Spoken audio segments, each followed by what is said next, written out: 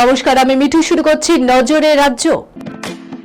Lake view হাসপাতাল, সময় অসময় সব সময় আমাদের পরিষেবা modular OT, paediatric surgery, plastic surgery, general surgery, neuro surgery, urology, gastroenterology, gynaecology, orthopaedic, ENT, chest সমস্ত অভিজ্ঞ চিকিৎসকদের দ্বারা চিকিৎসা করা হয়। সর্বোন্নত আইসিইউ, এইচডিইউ, প্যাথোলজি, সমস্ত রকমের USG, CT scan, X ray, FNAC, biopsy, tapping. শুধুমাত্র আমরাই পারি স্বল্প মূল্যে অত্যাধুনিক প্রযুক্তির চিকিৎসা। কলকাতা ও হায়দ্রাবাদের বিশেষজ্ঞ চিকিৎসকদের সুপরামর্শ।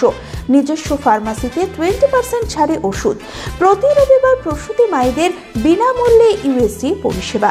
ঠিকানা লেক ভিউ হাসপাতাল, লালদিঘি মোহনা বাসস্ট্যান্ডের পিছনে, বহরমপুর, মুর্শিদাবাদ।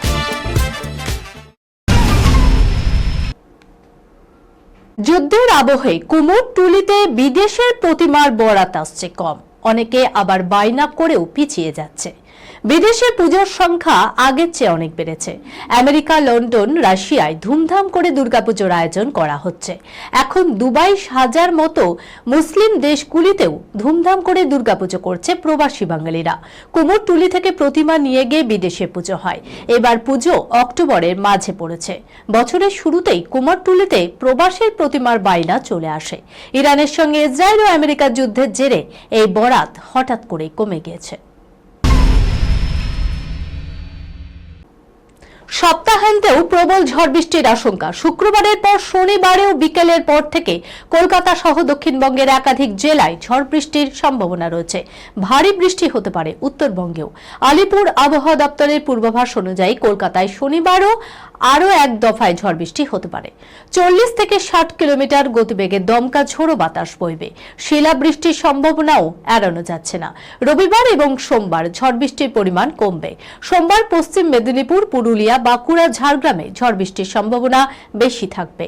মঙ্গলবারও দক্ষিণবঙ্গের সব জেলাতেই বজ্রবিদ্যুৎ সহ হালকা থেকে মাঝারি বৃষ্টির সম্ভাবনা থাকবে। ধর্ম যার যার, উৎসব সবার। বারবার মমতা বন্দ্যোপাধ্যায়ের মুখে সে কথা শোনা গিয়েছে। তাকে দুর্গাপুজো থেকে ঈদ, আবার ক্রিসমাসেও মেতে উঠতে দেখা যায়। রামনবমীতে ঠিক একইভাবে ঘাটালের কুচপাতার 16 নম্বর ওয়ার্ডে অনুষ্ঠানে মাতলেন তারকা সাংসদ দেব। রামনবমীর শুভেচ্ছা জানিয়ে তার গলায় শোনা গেল জয় শ্রীরাম ধ্বনি। তবে যেন কেউ ধর্মের রাজনীতি না করে সে বার্তাও দিলেন তিনি। তার কথায় এটা কোনো রাজনৈতিক পদক্ষেপ নয়। এই খবরের সঙ্গে শেষ করলাম আজকে নজরে রাজ্য। আপনারা দেখছেন টিভি 24 বাংলা, সংবাদ বিনোদন সারাদিন সারাক্ষণ।